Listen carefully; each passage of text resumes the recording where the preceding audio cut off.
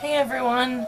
So this morning I was kind of just reading a little bit of material on the internet on random mental health issues and things like that, and I came across this really interesting and great article, in my opinion, on webhealthpaper.com, and it's basically 13 things to remember if you love a person with anxiety. And I thought this would be a great thing to share because recently I had a friend reach out to me that was like really frustrated with the way her significant other was handling her anxiety. So I'm hoping that these points will help out her and anyone else that may be having similar issues, and just to keep these things in mind, you know, because they will help you give you more of an insight and more of a understanding into someone if you aren't a mental health sufferer yourself, but you have someone in your life who you love who does. So let me just read this to you. Anxiety is tough, isn't it? Not just for the people that have it, but for you, the people that stick with them while they're going through it. It's emotionally taxing on both ends. It's physically demanding at times, and of course, mentally demanding most of the time. Plans have to be changed to accommodate the anxiety. Situations have to be avoided at times. Planning has to be just that bit more thorough. Emotional needs can change daily. It's a lot to work through, and it can be hard to get in their head to understand and get on top of it. It's understandably confusing at times, so consider this your cheat sheet. 13 things you can remember when loving someone with anxiety. Number 1, they are more than just their anxiety. No one likes to be defined by one attribute of themselves. If you want to be supportive of someone with anxiety, remind them that you appreciate the individual that's behind the anxiety. Recognize that they are more than just their anxiety. It sounds like it would be common sense to do so. We don't go around seeing people by one solitary attribute in most cases, but people have a tendency to become blindsided by mental health issues. They are still a human being with all the complexities that everyone else has. Please remember that. Number 2, they can get tired easily. Anxiety is exhausting. It seems like the only people that understand how tiring it really can be is the people with anxiety themselves. Anxiety causes people to live literally in a hyper-tense state. They're always on alert, their mind is very rarely settled, and their body is always ready to fight or flight. With the hypertension comes fatigue. Situations that people without anxiety can just breeze through are more tiring for those people with anxiety. Have you ever had a stressful work week where every day you woke up thinking, wow, I really hope I get a break soon? That's an anxious person's life almost every day, and it's tiring. Remember that the next time you're pushing someone with anxiety to be more productive. Number 3, they can get overwhelmed easily. Tying into the previously noted hypertense state, they are also overwhelmed easily because of it. They're aware of everything going on around them. Every noise, every action, every smell, every light, every person, every object. For someone existing in such a hyper-alert state, a situation that doesn't seem that overwhelming can cause their head to spin. When trying to encourage someone with anxiety to go somewhere, just keep in mind that the stimuli you enjoy can be easily overwhelming for them. Try not to lock them into the situation. Ensure that they know that they can leave and are capable of doing so at any point if they need to. Number 4, they are well aware their anxiety is often irrational. Being aware of the irrationality does not stop the thoughts from racing. It does not stop the thinking of hundreds of different worst-case scenarios. And if it was that easy as saying, okay, that's irrational, no point in worrying about it, the majority of those living with anxiety would not have problems with it anymore. One of the worst things about anxiety is how aware of the irrationality we can be. Pointing out that it's irrational doesn't help. We already know this. What we need is compassion, understanding, and support. And very rarely do we need advice on how irrational and pointless our anxiety is, because that's not even advice. Number 5. They can communicate how they feel, and you have to actually listen. Having anxiety does not mean they are incapable of expressing or communicating, unless they're panicking, in which case they likely can't. And don't try to get them to either. They still like to talk, and they still like to speak for themselves, and they will tell you how they feel. Often when people think someone with anxiety, or really any problem whatsoever, can't or won't communicate, it's because they're choosing not to. And it's usually because the other party has been entirely dismissive the last time they opened up. So next time, when you think they're incapable of speaking for themselves, bite your tongue and give them the opportunity to actually speak. Then, take the time to actually listen. Number 6.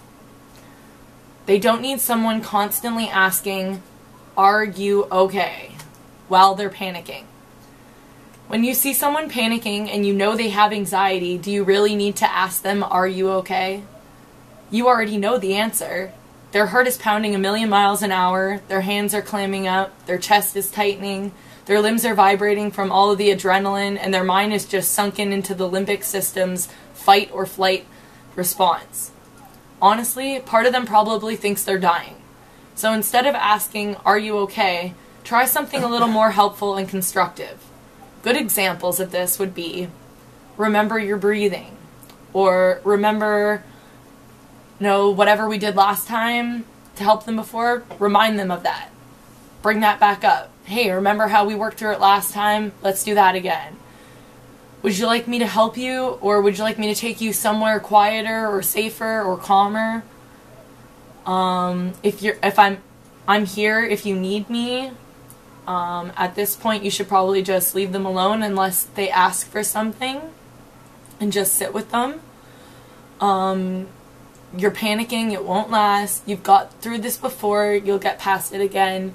Just like reassuring messages like that really help to work through what's going on in your head. But the key to all of this, if they ask you to leave them alone, leave them alone. They are experienced in handling their anxiety. Let them get through it however they see fit. Number 7. They appreciate you sticking by them. Anxiety is rough on everyone involved, which means you too. They understand that. They understand their irrationality. They understand you've not done some things you would have liked to because they couldn't. They're not oblivious to what it takes to support them. If there's one thing in common that you'll find across the board for everyone with anxiety, it's that they overthink, and they overthink a lot. Part of this overthinking always comes back to the people that have supported them. Always. Your support doesn't go unmissed, no matter how subtle you may think it's been. Number 8. They can find it hard to let it go. Part of anxiety is the constant overthinking, but to really understand this, we need to understand where the overthinking stems from. When anyone is faced with a traumatic incident in their life, which most people with anxiety have had more than one of their fair share, the memory, if not properly dealt with, can end up stored in the part of the limbic system of the brain that the mind uses to determine if we are really at risk. You can find more about that in other articles and stuff, but that's definitely something that you should look into, because that's really where the problem starts stemming from. The memory is stored in a completely different manner and region of the brain in comparison to an everyday memory that gets filed away.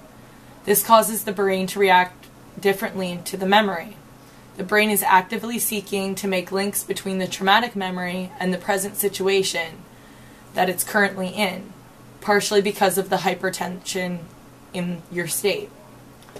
When the brain is caught in this cycle, letting go of things can be extremely difficult. When the brain is trained to remember in this cycle through prolonged anxiety, letting go of pretty much anything can be a tough task. People with anxiety cannot always just let it go. Their brain literally will not let them. so don't give them a hard time about it. Number 9. They can find change difficult, even if it's expected. Everyone has a comfort zone, anxiety or not, and pushing that comfort zone can be difficult for even the most well-adjusted person. So for people with anxiety, it can be even more challenging. This is not to be confused with the sentiment that those with anxiety dislike change or pushing their comfort zones, because they will likely thrive once they're actually in the process of doing so. They can just find it a lot more difficult to bring themselves to actually take that first step. The one relief people with anxiety tend to get from their anxiety is when they're allowed to be in their place of comfort with nothing major changing around them. When they're faced with a big change and uprooting, it can take them a lot longer to settle back down and establish that comfort zone again. Just remember to have a little more patience and understanding for those with anxiety. They're trying. They really are trying. Number 10. They aren't always intentionally ignoring you. Part of managing anxiety is controlling the inner monologue that comes with it. Sometimes this can be very attention-consuming act. The strangest things can set off obscure thought patterns for those with anxiety. If they suddenly drift out of the conversation, there's a good chance they're overthinking something that's just been said, or they're trying to calm their own thoughts down. Both take immense concentration. They're not ignoring you, or not intentionally at least. They're just trying not to have a mental breakdown right there in front of you. You don't need to ask, "Are you okay?" and you especially don't need to quiz them on what you just said. If it's important, try gently bringing it back up when they seem more attentive. Their mind can be a war zone at times. They will drop out of conversations unexpectedly, and they will feel bad for doing so if they realize it. Reassure them you understand and ensure they fully digested any important news you may have discussed, especially if it involves them handling some responsibility. Maybe make a note of it too. Number 11. They aren't always present. As mentioned in the above point, they aren't always present in conversation, but it's not just conversation that can trigger this reaction. Everyday events can cause everyone to get lost in contemplation at some point or another, but for those with anxiety, almost everything can serve as a contemplative trigger. They will recede into the depths of their mind quite regularly, and you'll likely notice the vacancy on their face. Contrary to what romantic movies suggest, it's not always cute to come up and spook them while they're lost in thought, though sometimes it definitely can be. Gently nudge them back to reality regularly. Remind them where they are and what they're doing. Not literally. They're anxious. They don't have short-term memory loss. And to appreciate it. They'll greatly appreciate you doing so. You can learn more about your mindfulness and how it relates to anxiety. Number 12. They don't always see it as a limitation, nor should you. It's okay to be an anxious person. Sure, it can be a struggle at times, but it's not always a limitation. Anxiety has molded part of the person in question and ultimately has the potential of bettering them as a person. It can cause them to see the world in a very different way, and often this can be for the best. The symptoms can suck. The overthinking can suck. The missing out on certain events can suck. Everything in life has the potential to suck. Just because it doesn't mean that those with anxiety choose to see it that way, at least not all the time. Remember that part of their personality is the anxiety. Remember that that part of them, the contemplation of life experiences that they are made of, is the anxiety. It can have some benefits too, and many people with anxiety, when getting better, choose to see them. You should too. And last but not least, number 13, remember, they are awesome. Just like everybody else on earth, they are awesome. That's why you love them, right? It's pretty easy to get focused on the doom and gloom of any issue, especially ones involving mental health.